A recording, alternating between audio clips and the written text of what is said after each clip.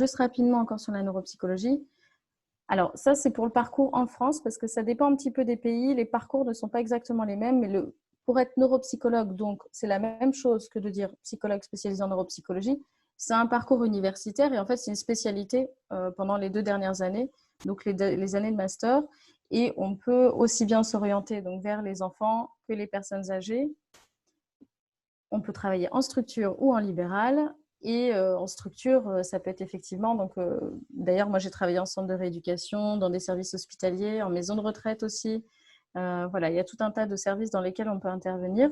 Et donc, je vous ai mis une petite infographie sur le côté qui reprend tous ces aspects-là. Alors, c'est pas, on va pas regarder ça en détail parce que c'est pas le plus intéressant, mais peut-être pour dire un petit peu quels patients on peut recevoir dans notre cabinet, ça peut être aussi bien donc des enfants qui sont concernés par ce qu'on appelle des troubles neurodéveloppementaux, donc par exemple des difficultés d'apprentissage. Donc souvent le mode d'entrée au cabinet, c'est mon enfant a des difficultés à l'école, donc ça peut être il a du mal à se concentrer, il a du mal à apprendre, c'est difficile avec les copains, les interactions sociales. Donc ça peut être, voilà, si on prend le public enfant, ça peut être ce type de mode de consultation, en fait, de motifs de consultation. Et donc, ça peut être effectivement dans le cadre de troubles neurodéveloppementaux ou aussi, donc il y a d'autres raisons pour lesquelles il peut y avoir des consultations, ce qu'on appelle aussi le haut potentiel intellectuel, on appelait la douance ou la surdouance avant. Et puis, donc là, ça nous concerne peut-être moins, mais ça peut être aussi donc, des adultes, aussi avec tout ce qui va être troubles anxieux ou troubles neurologiques, etc. Donc finalement, il a 2 missions en neuropsychologue. C'est à la fois, on va dire, des missions d'orientation diagnostique. Donc, est-ce qu'il y a une problématique, effectivement, un diagnostic pour essayer de mieux comprendre la problématique, et une mission d'accompagnement. Il va accompagner donc des enfants ou des adultes selon les problématiques. Alors, pour les enfants, en général, moi, je suis très en contact avec les écoles, du coup, pour essayer aussi de mettre en place, par exemple, des aménagements si c'est nécessaire. Et puis, moi, j'ai aussi besoin des informations, en fait, soit des éducateurs ou des enseignants pour mieux comprendre les problématiques de l'enfant. Donc, ensuite, concernant le cerveau, donc, c'est quelques généralités. Dans l'ensemble, c'est vraiment plutôt dans l'esprit d'une introduction. Alors, le cerveau de l'enfant, ce qui est intéressant, c'est qu'en fait, quand l'enfant naît, il a déjà 100 milliards de neurones à la naissance. Et déjà, les neurones sont définis, c'est-à-dire, enfin, ils ont déjà une place définie.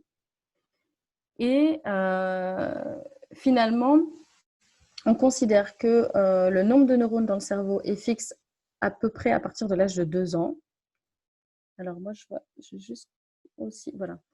Et la maturation du cerveau, donc entre l'âge de 2 ans et l'âge adulte, finalement, l'objectif, c'est de rendre les structures les plus efficaces possibles. Alors, ça, je vais peut-être le dire maintenant, c'est que ce qui est intéressant, donc on peut imaginer, en fait, dans le cerveau, c'est des neurones qui sont interconnectés. Comme de tout type de lien, alors on peut donner toute métaphore possible, un arbre avec toutes les branches, etc. Et finalement, il y a un moment donné, l'enfant, il a beaucoup, beaucoup de connexions neuronales, donc quand il est tout petit, et puis il va y avoir ce qu'on appelle un élagage. Ça veut dire qu'il y a des connexions qui vont s'enlever, et l'enfant devient un expert dans certains domaines, en fait, en fonction de ses apprentissages. Donc ça, je vais revenir dessus sur cette notion-là. Bon, la myélinisation jusqu'à 25 ans, c'est peut-être quand même intéressant de le dire. La myélinisation, c'est quoi? C'est en fait autour des neurones, il y a ce qu'on appelle une gaine de myéline qui permet à l'influx nerveux de passer rapidement entre les neurones. Et donc, on considère que cette myélinisation, elle se fait jusqu'à l'âge de 25 ans. Ça veut dire que, c'est pas toujours une super nouvelle, mais que, en fait, sur le plan cognitif, on va dire qu'on est à nos capacités optimales à l'âge de 25 ans. Mais ça dépend des capacités cognitives. Donc ça, on va en reparler. Par exemple, le fait de stocker des informations, par exemple, si on peut prendre l'exemple de la culture générale, effectivement, ça, on peut agrandir sa culture générale avec le temps, avec les années. Mais il y a des aspects cognitifs où on va dire sur lesquels on est dans ses capacités optimales à peu près à l'âge de 25 ans. Ce qui est intéressant, c'est que le cerveau du bébé, en fait, il est vraiment programmé pour interagir, comprendre et apprendre. C'est-à-dire que de manière génétique, en fait, tout est fait pour que justement il interagisse et apprenne. ça, je vous le disais, donc dans les 2 premières années, la maturation est très rapide. Et ce qui est intéressant, bon, c'est que la manière dont ça se fait, c'est qu'en général, c'est de ce qu'on appelle du lobe occipital, donc derrière le cerveau, vers l'avant. Et donc, ça se construit comme ça, petit à petit, le développement cérébral. Et donc, les fonctions cognitives, donc je vais revenir dessus, c'est quoi exactement une fonction cognitive? Donc, c'est les différents types de mémoire, les différents types d'attention. Je vais reprendre un temps après pour vous expliquer davantage. Ce développement-là, il va dépendre de plusieurs choses, notamment de la maturation du cerveau et des interactions avec l'environnement. C'est ça qui est, je pense, très important. C'est que l'enfant, son environnement, ça va être essentiel dans ses apprentissages. Ce qu'il va voir, donc il va observer, il va imiter. Donc ça, pareil, je vais revenir dessus un peu plus tard et on pourra en parler dans les conversations après. Mais c'est un grand observateur et donc il va imiter. Il y a tout un tas de choses qui, même comme le langage, le développement du langage, il va entendre, il va développer petit à petit son langage. Et donc, toutes ces interactions avec l'environnement vont lui permettre de développer des aspects, je dirais, cognitifs, émotionnels et comportementaux. La plasticité cérébrale, ça me semblait absolument nécessaire d'en parler parce que c'est un concept qui est clé à mon sens. Il y a même encore pas très longtemps, on pensait que la plasticité cérébrale, ça concernait que les enfants jusqu'à 6 ans. Et après, il n'y avait plus de plasticité cérébrale. Or, non, pas du tout. La plasticité cérébrale, c'est quoi? C'est que le cerveau, il se réorganise en fonction de nos expériences. Et donc, ça va dans les deux sens. Par exemple, justement, apprendre une langue, c'est grâce aussi à la plasticité cérébrale. Donc, tout type d'apprentissage, apprendre un instrument de musique, une langue, il y a des connexions qui vont se recréer entre les neurones pour, du coup, permettre un nouvel apprentissage. Et donc ça, c'est tout au long de la vie. Comme je vous le disais, pendant longtemps, on a cru que c'était jusqu'à l'âge de 6 ans et qu'après, il n'y avait plus de plasticité cérébrale, pardon, ce qui n'est pas le cas. Un autre exemple, peut-être pour illustrer ça, c'est que on entend parfois il faut tant de temps pour apprendre une nouvelle habitude, enfin, pour mettre en place une nouvelle habitude. Et donc ça, c'est aussi lié à la plasticité cérébrale. Et la métaphore souvent que j'utilise, c'est on imagine par exemple, il y a une activité que vous faites régulièrement. Donc, c'est comme si vous preniez une autoroute. Donc, l'autoroute, elle est bien tracée. Puis, vous dites, tiens, j'ai envie de changer cette habitude. Je voudrais mettre une nouvelle habitude en place. Bien, il y a un petit chemin sur le côté que vous allez prendre. Puis, au début, ça va vous demander des efforts. Puis, vous allez le reprendre et le reprendre. Et c'est un peu comme si la route, elle s'agrandissait. Et petit à petit, ça devient une autoroute et ça devient beaucoup plus automatique. Et c'est ça qui se passe avec les habitudes et avec différents apprentissages. C'est le phénomène de la plasticité cérébrale. Alors, ce qui est intéressant, c'est que la plasticité cérébrale, elle fonctionne dans les deux sens. Donc, par exemple, admettons, vous grandissez avec 2 langues, mais à un moment donné, la deuxième langue, elle n'est plus du tout pratiquée, vous n'êtes plus du tout dans l'environnement de cette langue, il est possible aussi de la perdre. Donc, c'est-à-dire que la plasticité cérébrale, elle fonctionne dans les deux sens. C'est à la fois, il y a des choses du coup qui vont disparaître, et à la fois, il y a des choses que vous allez pouvoir apprendre. En fait, le cerveau, il est très malléable. Il bouge beaucoup, il est très dynamique. Ça, c'est une notion qui est pour moi aussi centrale et que je pense que je ressoulignerai en conclusion, mais cet aspect très dynamique du cerveau. Alors, les fonctions cognitives, parce que j'en ai parlé plusieurs fois, qu'est-ce que c'est exactement? Donc, c'est ce qu'on appelle des fonctions supérieures, enfin, des fonctions mentales supérieures, donc qui sont gérées par le cerveau. Il y en a plusieurs. Je vous ai mis globalement donc, les différentes fonctions cognitives. Bon, c'est plus complexe que ça, mais voilà, en global, en schématique, ça donne ça. Donc, j'ai mis attention avec un S parce qu'il y a différents types d'attention. Mémoire avec un S parce qu'il y a différents types de mémoire. Ce qu'on appelle les fonctions exécutives, et je vais m'arrêter un petit peu là-dessus parce que c'est aussi quelque chose de très important. Je vais revenir tout de suite, je vous présente les autres fonctions cognitives, le langage, tout ce qui va être fonction visio-spatiale, gnosie. Alors, gnosie, c'est un terme un peu compliqué pour dire tout ce qui est reconnaissance, donc reconnaître un objet, reconnaître un visage, etc. Et enfin, les praxies qui correspondent globalement à la gestuelle. C'est quoi les fonctions exécutives? C'est un mot un peu pas très joli pour dire, en fait, qui correspond à toutes nos capacités pour s'adapter à une situation nouvelle. Ce qui implique, alors moi je le présente comme ça aux enfants, c'est par exemple, donc on dit monsieur flexible, donc pouvoir réussir à passer d'une tâche à l'autre. C'est aussi le plus important, donc je leur explique monsieur stop, c'est ce qu'on appelle l'inhibition. Réussir à se contrôler. Et ça, c'est quelque chose qui est très compliqué. Donc pour les enfants, quand ils sont tout petits, c'est normal parce que justement les fonctions exécutives ne sont pas du tout développées et elles sont en plein développement et elles se développent jusqu'à l'adolescence. C'est pour dire que ça prend du temps, du coup, à se développer les fonctions exécutives. Et donc, les tout petits, quand, par exemple, ils vont dire des choses, je ne sais pas, en public, où on se dit, ouh là là, mon enfant, il a dit ça, on est au centre commercial, mon Dieu. Bah, c'est parce que, justement, tout ce qui est contrôle, c'est un peu compliqué, ils ne se rendent pas compte. Et donc, ils vont avoir tout un apprentissage des règles sociales, etc., et de cette maturation des fonctions exécutives qui va être nécessaire pour comprendre et donc mieux gérer la question du contrôle, mieux gérer la question de passer d'une tâche à l'autre et être flexible. Donc, pour les fonctions cognitives, je m'arrête là. Si dans la discussion, vous avez besoin qu'on aille plus en profondeur sur certaines questions, vous n'hésitez pas, c'est tout à fait possible.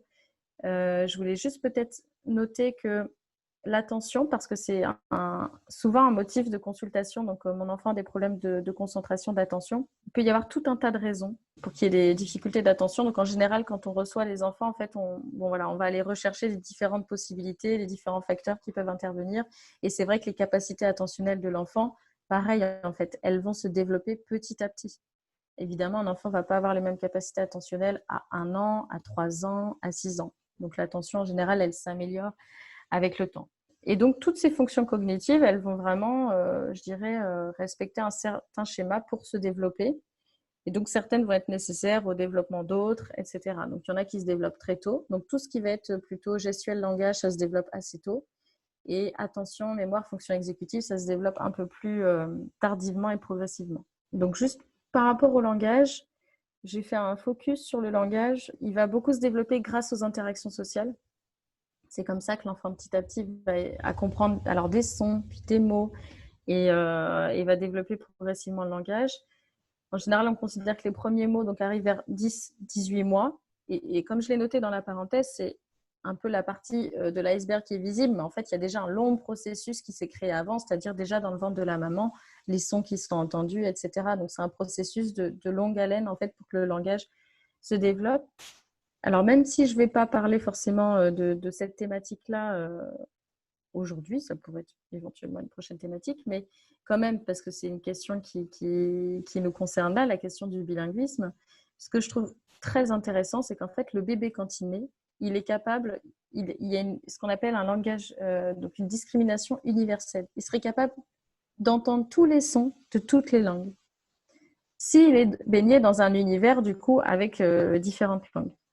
Et donc, en général, on considère que si l'enfant n'est pas baigné donc, dans un univers bilingue ou multilingue, dès 8 à 10 mois, pardon, il y a une faute, c'est mois et pas mois. Ah oui, il y a une moins bonne discrimination. Donc, c'est bon. Il manque le mois, en fait. Et ensuite, c'est presque définitif autour de 4 à 8 ans. C'est aussi pour ça qu'on a tendance à considérer que l'apprentissage des langues, c'est intéressant de le commencer assez tôt. Et donc, en général, entre 1 et 3 ans, c'est là où, alors quand j'ai mis explosion, c'est que en fait, toutes les fonctions cognitives commencent à beaucoup se développer.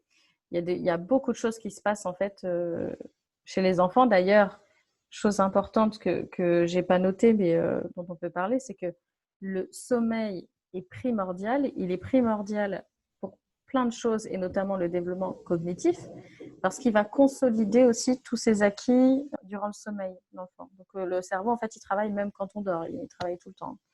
Donc voilà, globalement pour le développement, on va dire cérébral et cognitif. Donc c'est plutôt une synthèse. J'ai un peu plus développé les aspects émotionnels, puisque c'est souvent quand même des questions qui reviennent. J'ai mis, pour ceux qui connaissent, parce que je pense que c'est important de le préciser, il y a ce dessin animé qui s'appelle Vice Versa. Je crois qu'en anglais, c'est Inside Out, et je ne sais pas en allemand quel est le titre. S'il y en a qui ne connaissent pas, je le conseille parce que je trouve qu'il est extrêmement bien fait pour expliquer justement à la fois le développement des émotions, globalement le développement un peu de la personnalité. C'est l'histoire en fait d'une petite fille qui s'appelle Riley, je crois, et dont les parents déménagent.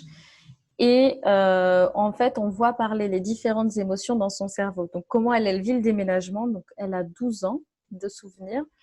Donc, il y a la colère, la tristesse, la joie, le dégoût et la peur, qui sont, on va le voir tout de suite, mais les émotions primaires, les émotions principales. Ce film d'animation est vraiment bien fait. Je pense, bon, pour les enfants, je pense qu'il faut attendre peut-être quand même 7 ans avant de le regarder, enfin 6-7 ans. Avant, peut-être c'est un peu tôt pour tout comprendre, mais c'est vraiment bien fait. Alors, les émotions, comme je vous le disais, en fait, il y a 2 types d'émotions. Il y a des émotions primaires, donc les émotions que je viens de vous citer, la joie, la colère, la tristesse, le dégoût, donc la surprise aussi et la peur. Ce sont des émotions qu'on considère universelles. Elles sont exprimées et reconnues par tous. Je le dis maintenant pour ne pas oublier. Alors, pour moi, le sujet des émotions, c'est un sujet très important. Alors, c'est mieux maintenant, mais avant, on avait tendance un petit peu à... Faut pas parler trop des émotions, faut pas que ça fasse trop de bruit, etc. Or, les émotions, en fait, elles ont une utilité, elles sont pas là pour rien. Elles nous ont aidés sur l'évolution de l'espèce humaine, elles nous ont aidés on va dire, aujourd'hui, en fait, c'était nécessaire, notamment l'émotion de la peur. On pourra aussi approfondir ça si vous voulez après, si vous avez des questions. Mais voilà, et moi, par exemple, quand je reçois les enfants en cabinet, c'est des choses que je travaille beaucoup avec eux, en fait. Essayer de comprendre c'est quoi une émotion, à quoi ça sert, pourquoi on la ressent au niveau de son corps. Et je sais qu'il y a des écoles qui le font aussi de plus en plus. Et voilà, c'est vraiment important, c'est des bons guides, en fait. Les émotions, elles ne sont pas là pour rien. Comme je vous le disais, les émotions primaires, qui sont universelles, elles sont considérées comme innées. Et en général, c'est les premières qui s'installent. Il y en a qui sont là dès le début, en fait, dès la naissance de l'enfant. Les émotions secondaires, elles se développent plus tard, donc à peu près vers 3-4 ans, ça commence à se développer, mais jusqu'à l'adolescence. Ce qui est important, c'est que les émotions secondaires, qui sont plus complexes, elles se développent plus tard parce qu'elles vont nécessiter parallèlement le fait que les fonctions cognitives se soient développées aussi. Et la théorie de l'esprit, c'est quoi? C'est le fait de réussir à se mettre à la place de l'autre. Et ça, un enfant, il l'apprend tard, en fait.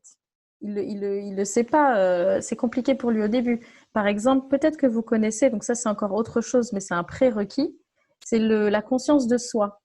Et vous connaissez peut-être cette expérience qui est faite avec des petits qu'on met devant un miroir et on met une tache, par exemple, sur la joue. Et pour comprendre s'ils ont conscience d'eux-mêmes, en fait, on va voir comment ils réagissent. Et soit ils vont aller chercher derrière le miroir, soit ils vont toucher le miroir, soit ils vont aller toucher la tache qui est sur leur joue. Et là, on comprend qu'il y a vraiment la conscience de soi. Et ça prend un certain temps à se mettre en place. Tout, en fait, ce qui est intéressant, c'est que tout se développe, je dirais, de manière un peu parallèle et intrinsèquement. Et effectivement, ce qui est important, c'est que tout ça, ça va avoir un rôle crucial dans l'acquisition et le développement des compétences à la fois sociales et cognitives de l'enfant. Donc, comme je vous disais, il y a vraiment quelque chose de l'ordre de l'intrinsèque, où les choses se développent parallèlement. Les compétences sociales, les compétences émotionnelles vont être vraiment effectivement cruciales aussi pour tout ce qui va être interaction sociale. L'enfant, en fait, très tôt, il est aussi dans ses interactions sociales, il essaye de comprendre, il échange avec ses pairs, etc. Dire quelques mots supplémentaires sur le développement des émotions. Donc, je vous disais, il y a des émotions notamment primaires qui sont là très très tôt. Et donc, par exemple, les sourires et les pleurs, ils sont présents dès la naissance. Il y a vraiment des pics selon les émotions. Ce qui est intéressant, c'est qu'au cours de la première année, donc, les expressions faciales, elles vont devenir de plus en plus spécifiques pour correspondre à chacune des émotions primaires. Donc, comme la tristesse, la peur ou la colère.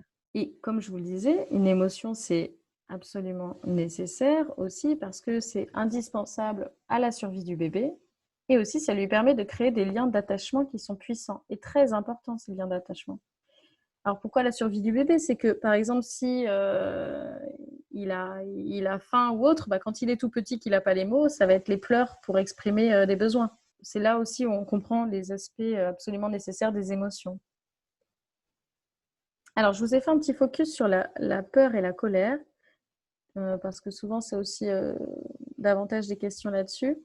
Et donc, notamment pour les enfants d'âge préscolaire. Donc, on considère qu'il y a une augmentation des peurs entre 2 et 4 ans. avec tout ce qui va être peur des animaux, peur d'être seul, bruit fort, obscurité. Sachant que, je ne l'ai pas noté là, mais il y a un petit peu à chaque âge sa peur. Il y a un peu, je dirais, entre 2 et 4 ans, il y a certains types de peurs. Plus l'enfant grandit, il y a d'autres types de peurs. Et alors, pourquoi il y a ces peurs-là entre 2 et 4 ans? Donc là, pour le coup, pour les enfants d'âge préscolaire, c'est parce que l'enfant, il a un peu du mal à faire la différence entre ce qui est imaginaire et ce qui est réel. Et donc, c'est pour ça qu'il va y avoir toutes ces peurs à ce moment-là, et notamment un pic entre 2 et 4 ans.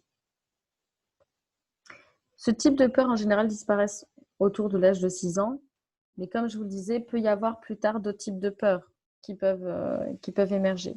Donc, les enfants, ils ont beaucoup besoin d'être un peu rassurés par rapport à ces types de peurs. Et alors, pour la colère, il y a un pic de colère autour de 2-3 ans. Donc, c'est vrai que les enfants d'âge préscolaire, entre les peurs et les colères, effectivement, ces âges-là, voilà, c'est assez important. Et donc, pourquoi il y a des pics de colère autour de 2-3 ans? Parce qu'il y a beaucoup de frustration. C'est-à-dire qu'il y a encore le langage n'est pas encore tout à fait, on va dire, parfait. Ça dépend un petit peu des enfants, hein, tout ça. Mais donc, le langage est en train de se développer. Les aspects moteurs, ils sont encore en train de se développer. Et donc, l'enfant, il n'arrive pas à faire tout ce qu'il veut comme il veut, quoi. Et donc, cette frustration, ça provoque des colères. Et en général, donc, ce qui est lié, effectivement, c'est que avec l'acquisition et la maîtrise du langage, plus la coordination motrice, il va y avoir normalement moins de colère, petit à petit. Tout l'intérêt, donc ça, on pourra en reparler aussi avant, mais de l'accompagner dans ses apprentissages, en fait, l'aider à comprendre de quoi il a besoin, comment l'aider pour essayer parfois de limiter un peu les frustrations. Après, par rapport à la question des échecs, mais je pense que ça, c'est aussi des choses qui sont assez claires pour vous, mais que l'apprentissage se fait aussi un peu par essai et erreur. Donc forcément, il y a des moments de frustration parce qu'on va se tromper, on ne va pas y arriver, mais c'est aussi comme ça qu'il apprend, l'enfant. On arrive sur la fin et je voulais aborder ça parce que ça me semble être quelque chose d'important. La régulation des émotions, alors qui concerne d'ailleurs aussi bien les enfants que les adultes. Bon, là, le sujet, c'est les enfants. Mais du coup, qu'est-ce que ça veut dire, la régulation des émotions? C'est le fait de réussir à modifier la nature ou l'intensité ou la durée ou la façon dont les émotions s'expriment. C'est possible dès la naissance. Alors évidemment, quand on est bébé, on ne va pas réguler ses émotions de la même manière que quand on a 2 ans, 4 ans, 6 ans, 15 ans, 40 ans. Bref, voilà, différents âges. Et donc, il y a 2 types de stratégies, inter- et intrapersonnelles. Qu'est-ce que ça veut dire? C'est-à-dire qu'il y a des stratégies qui vont être liées à nous, comment on les régule nous-mêmes, ou à l'environnement. Et donc, par exemple, le tout petit, il n'a pas encore les outils pour trouver des stratégies pour réguler ses émotions. Donc, ça va être surtout de l'interpersonnel, ça va être de l'aide de ses parents, par exemple. Donc, je crois que j'ai mis après. Oui, voilà. Donc, au début, l'enfant va réguler ses émotions grâce à son parent, qu'on va appeler un peu le co-régulateur. Donc, ça va être surtout ce type de stratégie qui est utilisée. Et avec l'évolution des capacités cognitives, de plus en plus, il va utiliser d'autres types de stratégies. Alors, je ne l'ai pas noté là, mais par exemple, tout petit aussi, dans les stratégies de régulation émotionnelle, ça peut être l'évitement. Ça veut dire qu'il va détourner le regard, ça peut être ce type de stratégie. Mais quand il va acquérir le langage, dans ces stratégies, il va peut-être demander de l'aide aussi, par exemple. Si à un moment donné, c'est difficile. Et de pouvoir mettre des mots sur ses difficultés, donc ça, c'est des choses qui s'apprennent aussi avec le temps, mais ça va l'aider à réguler ses émotions. Et donc, les stratégies de régulation, elles vont être, plus le temps va passer, plus elles vont être efficaces, sachant que, effectivement, c'est un apprentissage qui est assez lent et difficile. Et il est très codépendant du développement de ce qu'on appelle donc justement les fonctions exécutives et aussi la théorie de l'esprit. Le fait de réussir à se mettre à la place de l'autre. Parce que dans les stratégies les plus élaborées, il y a des stratégies dites cognitives ou de métacognition qui sont se mettre à la place de l'autre. En fait, prendre, je dirais, prendre du recul sur la situation, avoir une autre perception, ce qui nous aide un petit peu à réguler ses émotions, à mieux comprendre ce qui s'est passé. Donc ça, c'est vraiment dans les stratégies où on a déjà des fonctions cognitives qui se sont bien développées. Mais voilà, par exemple, à 3 ans, ça, c'est compliqué. J'allais dire, à 3 ans, commence quand même déjà à y avoir ces questions d'empathie. Les enfants, quand même, par exemple, s'ils voient un copain qui s'est blessé, ils peuvent quand même déjà ressentir de l'empathie, être tristes parce qu'il y a un copain qui s'est blessé ou qui est tombé. Mais tout ce qui est empathie, théorie de l'esprit, ça va vraiment se développer petit à petit jusqu'à l'adolescence. Il y a vraiment des choses que l'enfant, en bas âge, comme ça, en âge préscolaire, il ne peut pas encore comprendre, quoi. Il n'arrive pas complètement à se mettre à la place de l'autre. Ça, c'est des processus cognitifs qui peuvent s'acquérir vraiment progressivement et plus tard.